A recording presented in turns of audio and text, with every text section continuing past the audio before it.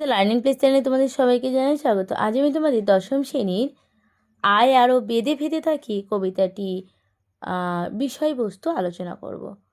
আয় আরও বেঁধে বেঁধে থাকি, কার লেখা? শঙ্খ ঘোষের লেখা। কবিতাটা শুরু করার আগে তোমাদের আমি শঙ্খ ঘোষের কবি পরিচিতিটা একবার জেনে নেবে। চলো কবি পরিচিতিটা পড়ি। শঙ্খ ঘোষ জন্ম 1932 খ্রিস্টাব্দে আর মৃত্যু হচ্ছে 2021 খ্রিস্টাব্দে। অধুনা বাংলাদেশের বরিশালে তিনি জন্মগ্রহণ করেন।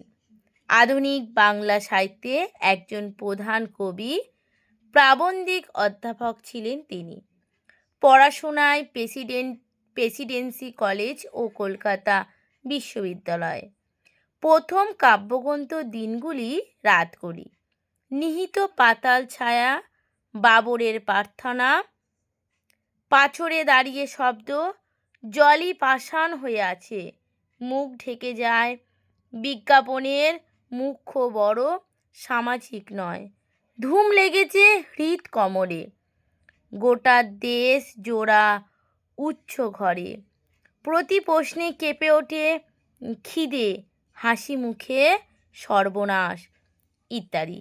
ছোটদের জন্য লিখেছেন ছোট্ট একটা স্কুল, অল্প বয়স কল্প বয়স, সকালবেলার আলো, সুপরিবনের শাড়ি, শহর পথে ধুলো ইত্যাদি। কুন্দক ছদ্মনামে লিখেছেন শব্দ নিয়ে খেলা ও কথা নিয়ে খেলা, প্রবন্ধের বই হিসেবে কালের মাত্রা ও রবীন্দ্রনাটক, ছদ্মময় জীবন, ভিন্ন রুচির অধিকার, এই শহরে রাখাল, ঐতিহাসিক বিস্তার, এই আমির আবরণ, ছন্দের বারান্দা ইত্যাদি উল্লেখযোগ্য। কবির প্রাপ্ত নানা পুরস্কারের মধ্যে বিশেষ উল্লেখযোগ্য সাহিত্য একাডেমি পুরস্কার, রবীন্দ্র পুরস্কার, কবির সম্মান, সরস্বতী সম্মান ও পদ্মভূষণও তিনি পেয়েছেন। এবার চলো গল্পটা বিষয়বস্তু জানব। আয় আরও বেঁধে বেঁধে থাকি। শঙ্খ ঘোষ মানে কবি কি বলেছেন? পৃথিবী আজ বিপদের মুখোমুখি দাঁড়িয়ে। সারা বিশ্ব জুড়ে রয়েছে সাম্রাজ্যবাদী শক্তির অগ্রাসন। অন্যদিকে ধর্মাত্ম জড়িয়ে রয়েছে সাধারণ মানুষকে। তাই তারা দলিত মথিত। বাঁচতে হলে চায় জোটবদ্ধতা। আমাদের ডান দিকে ধস, বাম দিকে গিরিখাত, মাথার ওপর বরুম বিমানের পাহারা, পায়ের তলায় বরফের স্তূপ। আমাদের সামনে যাওয়ারও পথ নেই, আমরা ছিন্নমূল। যুদ্ধ আমাদের আশ্রয় কেড়ে নিয়েছে, মেরে ফেলেছে শিশুদের। অহরহ মৃত্যু আমাদের ডাকছে ইশারায়। আমরা কি মরে যাব? অবশ্যই না। বিরুদ্ধ শক্তিকে প্রতিহত করার জন্য আমাদের জোট বাঁধতে হবে, হাতে হাত রেখে ঐক্যবদ্ধ হতে হবে। আমাদের সংস্কৃত নেই, কিংবা আছে এমন ইতিহাস বা আরোপিত কৃতিত্ব পুঁজিবাদী সভ্যতার